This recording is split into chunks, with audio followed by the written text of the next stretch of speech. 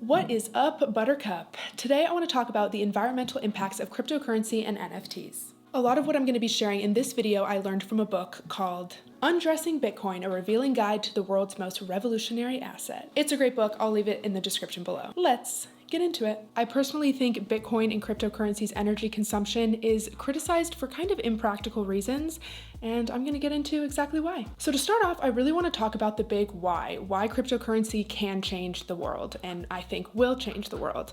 I think a lot of people getting into this space are just seeing money and they're diving into it without getting a true understanding of what this technology can do for humanity. So I'm gonna get into some humanitarian cases for Bitcoin specifically. All right, what's so incredible is Bitcoin provides a very unique solution to poverty. First, I'm going to talk about a financial map, which is an individual or a country's ability to do business with the rest of the world. So certain regions of the world, like parts of Africa and Latin America, they lack the financial infrastructure that we see here mainly in the West. This means that such a simple task such as opening a bank account is nearly impossible for some of these regions, because a lot of the citizens lack the official documents that they need to open an account, or the places like the bank are miles and miles away from them. This basically means that they're ostracized from doing business with the rest of the world. Quick little stat, the World Bank illustrates that 66% of sub-Saharan Africans are bankless. This being said, the Global Systems for Global Communications demonstrated that sub-Saharan Africa will have over 1 billion smartphone users by 2024. So this is where the humanitarian solution comes into play. Those 1 billion smartphone users will finally have the ability to build wealth simply by downloading an app on their phone. And in seconds, they can open a secure wallet to store their money. This is insane. It will give those impoverished individuals the ability to offer their goods and services to the world. They can offer their services to more developed countries and finally start to accumulate wealth. This technology of cryptocurrency has the power to change the world. That being said, does it consume a lot of energy? Yes. Cryptocurrency is not green, but it is a greener alternative to the current financial industry. All right, first, we need to talk about the carbon footprint of the traditional banking institutions, because I don't see anyone talking about this. All right, this comes from the Cambridge Bitcoin Electricity Consumption Index. All right, I'm reading this exactly because you need to hear this. The entire gold industry, which includes mining, refining, and recycling gold, has an approximate CO2 output of 144 million tons. Okay?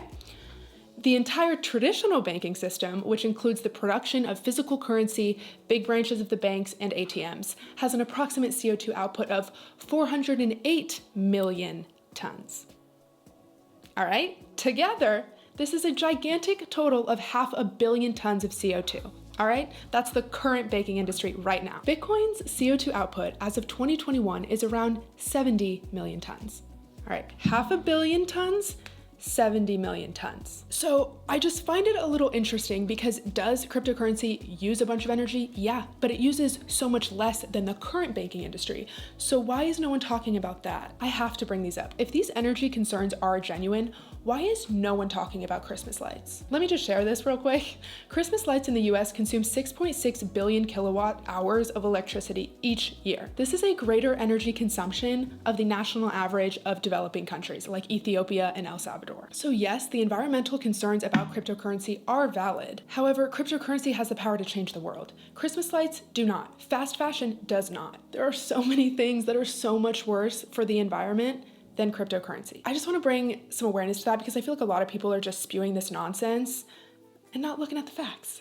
Okay, so let's talk about NFTs. So different blockchains also use different amounts of energy consumption. So a big reason of why I chose to use the Solana blockchain for my NFTs is because it uses a proof of stake method when validating its transactions. Something like Bitcoin or Ethereum uses a proof of work method to validate its transactions, which uses a lot more computing power. There's pluses and drawbacks to everything. A proof of stake method does make it less decentralized. There's a drawback. It's also way faster and better for the environment. There's a plus. I also want to mention that this technology is so new and it's only going to get better and better.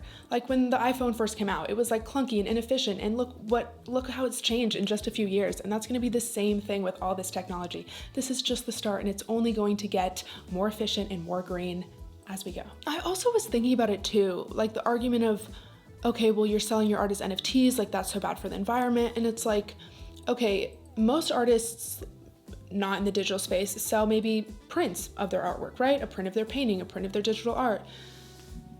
To make that uses so much more energy.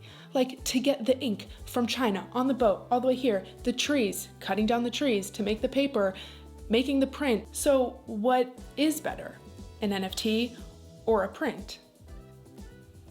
Like, I think this argument is valid if you use literally zero energy, if you don't use electricity, if you don't do any of these things, then yeah, you might have the ability to make that argument. But if you're shopping at Target and you're using this fast fashion and you're buying prints from an artist you like, I'm not gonna say it's worse, but it's kind of worse. All right, to wrap up, that might have been kind of all over the place, but these are just a lot of thoughts I'm having. Yes, cryptocurrency and NFTs do use a lot of energy, but I think the good that they bring compared to the amount of energy they use is so worth it. That being said, it is my opinion. I would love to hear what you guys have to say. What do you think? Have you heard these facts? Have you actually done some research?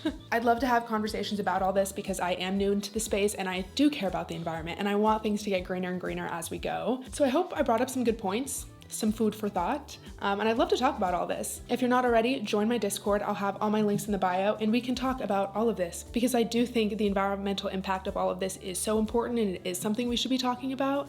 So let's do it, let's talk.